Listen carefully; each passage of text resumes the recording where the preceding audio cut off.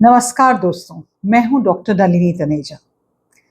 आज मैं आप सबसे एक सवाल पूछना चाहती हूँ जिसका जवाब शायद हम सब ढूंढ रहे हैं। क्या आपने कभी एक ऐसे इंसान को देखा है जो हर परिस्थिति में बहुत शांत, पीसफुल रहता है? चाहे आसपास कितनी भी अफरा तफरी हो रही हो, उनके चेहरे पर एक अजीब सा सुकून होता है। और दूसरी तरफ बहुत सारे लोग ऐसे होते हैं जो हमेशा तनाव में रहते हैं, हमेशा थके हुए दिखते हैं, चिड़चिड़े हैं और अंदर से अपने आप को खाली महसूस करते हैं। जब हम इन दोनों तरह के लोगों को देखते हैं ना, तो हमारा दिमाग तुरंत एक कहानी बना लेता है। हम सोचते हैं शायद जो शांत है उसकी जिंदगी में तो कोई बड़ी समस्या है ही नहीं, उसके पास पैसा होगा, अच्छे रिश्ते होंगे, या उसकी जो नौकरी होगी ना वो बहुत आसान होगी। और जो तनाव में है उसकी किस्मत ही खराब है। लेकिन एक थेरेपिस्ट और हीलर के तौर पर सालों तक हजारों महिलाओं के साथ काम करने के बाद आपको मैं एक बहुत बड़ा सच बताना चाहती हूँ। फर्क कभी भी बड़ी चीजों में नहीं होता। तनाव इस दुनिया में सबके लिए बराबर ही है। हम सब अपनी अपनी तकलीफों का बोझ उठा रहे हैं। क्योंकि हम अपनी तकलीफ को अब बहुत करीब से देखते हैं, इसलिए हमें लगता है कि हमारे दुख दूसरों से ज्यादा बड़े हैं या ज्यादा जरूरी हैं। लेकिन सच ये है कि इंसानी तनाव का वजन हम सब पर एक जैसा है। तो फिर फर्क कहाँ है? फर्क उस शांत इंसान की जिंदगी के बड़े फैसलों में नहीं है, बल्कि उसकी रोजमर्रा की जिंदगी के उन माइक्रोस्कोपिक मोमेंट्स में है, उन छोटे छोटे अदृश्य पलों में है, जहां वो रुकने का, चीजों को छोड़ देने का और अपने आत्मसम्मान को चुनने का फैसला करता है। शांति कोई ऐसी चीज तो है नहीं जो आपके पास सब कुछ ठीक होने के बाद अचानक से आपको मिल जाती है। Peace is less of a feeling, it's more of a way of being. शांति एक अभ्यास है, एक ऐसी आदत है जो रोज एक एक इंच कर कर बनाई जाती है। आज हम बात करेंगे कि कैसे आप अपने भीतर उस गहरी शांति को जगा सकते हैं, सिर्फ छोटे और अदृश्य बदलावों से, क्योंकि इसकी जरूरत हम सबको है। So your invisible choices and energy shifts. ये जो शांति है ना, ये कोई दिखावा या परफॉर्मेंस तो है नहीं, स्टेज पे जाके हमने परफॉर्मेंस दे दी। ये वो चुनाव है जब आप करते हैं, जब आपको कोई नहीं देख रहा होता, जब आपके दिमाग में अंदर होने वाली वो बारीक शिफ्ट्स हैं जो आपकी पूरी एनर्जी के रुख को बदल देती हैं। मैं आपको कुछ उदाहरण देती हूँ और आप मुझे बताइए कि क्या आपने कभी ऐसा महसूस किया है। कोई आपसे कोई काम करने को कहता है या कोई रिश्तेदार आपको कहीं बुलाता है, आप तुरंत हाँ कहने वाले होते हैं, लेकिन उसी सेकंड आपके शरीर में एक अजीब सी टाइटनेस महसूस होती है। आपके पेट में लगता है जैसे कि नॉट बन रही है। आपका शरीर चिल्लाकर कहता है मत करो, तुम्हारे अंदर हिम्मत नहीं है, तुम थकी हुई हो, दफ्तर का काम है, घर का बहुत सारा काम है। एक बेचैन इंसान उस जकड़न को नजरअंदाज करके हाँ बोल देता है और बाद में अंदर से घुटता रहता है। लेकिन एक शांत इंसान उस पल में रुकता है, वो अपने शरीर की बात सुनता है, उस रेजिस्टेंस जो शरीर उसको दिखा रहा है उसको महसूस करता है और बड़ी कामली, आराम से, शालीनता से कहता है सॉरी, मैं नहीं आ पाऊंगी। एक और एग्जाम्पल लेते हैं। किसी बातचीत में अचानक कोई ऐसी बात होती है जो आपको ट्रिगर कर देती है, आपके अंदर में एक गुबार सा उठता है और आप भी पलट कर कोई कड़वी बात कहें, चिल्लाएं या गुस्सा जाहिर करें, ऐसा महसूस होता है। आपके जबड़े सिकुड़ जाते हैं, भीग जाते हैं। लेकिन ठीक उसी पल आप उस गुस्से को महसूस करते हैं, एक गहरी सांस लेते हैं और उसे जाने देते हैं। आप उस ब्लाइंड इमोशन में बहने के बजाय शांत होकर होश के साथ अपनी बात रखते हैं। एक और एग्जांपल लेते हैं। आप नोटिस करते हैं कि जब भी आप किसी खास इंसान से बात करते हैं, उसके साथ बैठते हैं, तो उसके जाने के बाद आप बिल्कुल I am so tired feel करते हैं और अंदर से खाली महसूस करते हैं, जैसे कि आपकी सारी शक्ति किसी ने सोख ली हो। आप बिना किसी ड्रामे के, बिना किसी झगड़े के चुपचाप ये तय करते हैं कि अब से आप इस इंसान के साथ थोड़ा कम वक्त बिताएंगे। और अगर आपको बहुत हर चीज में जंप करने की आदत है तो you will still go and meet that person. एक और एग्जांपल, शाम को जब आप थक जाते हैं तो अपना पुराना पैटर्न आपको खींचता है कि आप फोन उठाएं और रील्स को स्क्रॉल करने लगे, या कोई ऐसी आदत अपनाएं जो आपके दिमाग को सुन कर दे। लेकिन यू डिसाइड कि आप फोन का रखने का फैसला करते हैं और उसकी जगह 10 मिनट के लिए चुपचाप बैठते हैं, एक कप चाय पीते हैं, या ऐसा करते हैं जो आपकी आत्मा को नरिशमेंट देता है। ये जितने भी उदाहरण मैंने आपको दिए हैं क्या इनमें से कोई भी चीज बाहर बैठी दुनिया को दिखाई देती है? बिल्कुल नहीं। ये सब आपके अंदर के अदृश्य चुनाव है। शांति का मतलब है हजारों खामोश सीमाएं। मैं हमेशा अपनी कम्युनिटी में ये बात कहती हूं, peace is building 1000 quiet boundaries.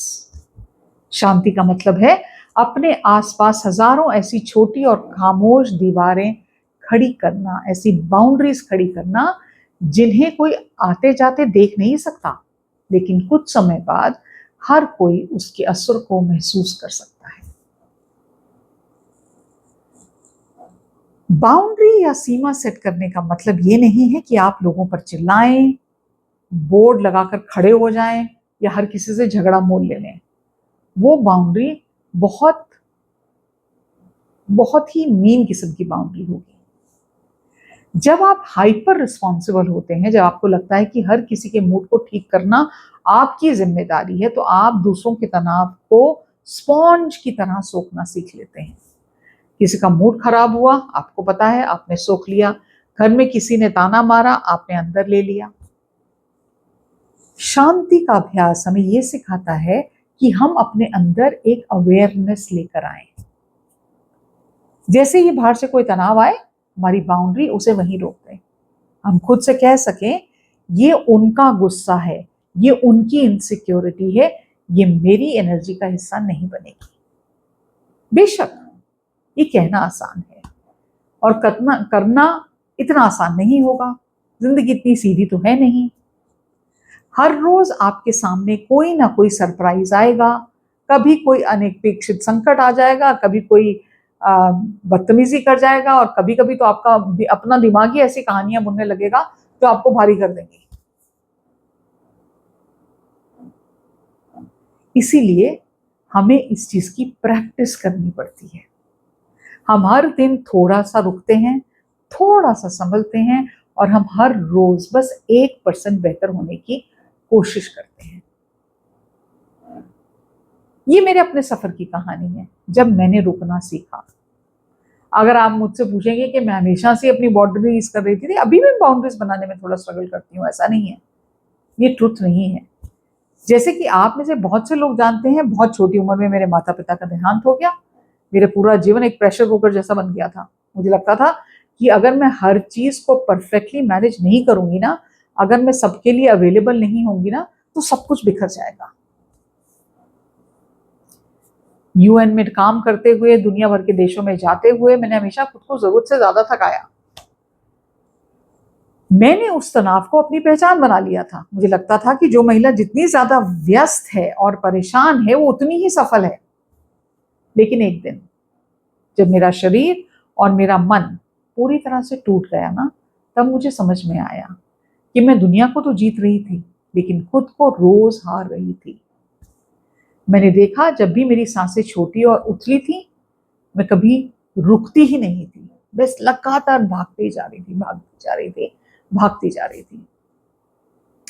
तब मैंने पहले एक बहुत छोटा सा अभ्यास शुरू किया।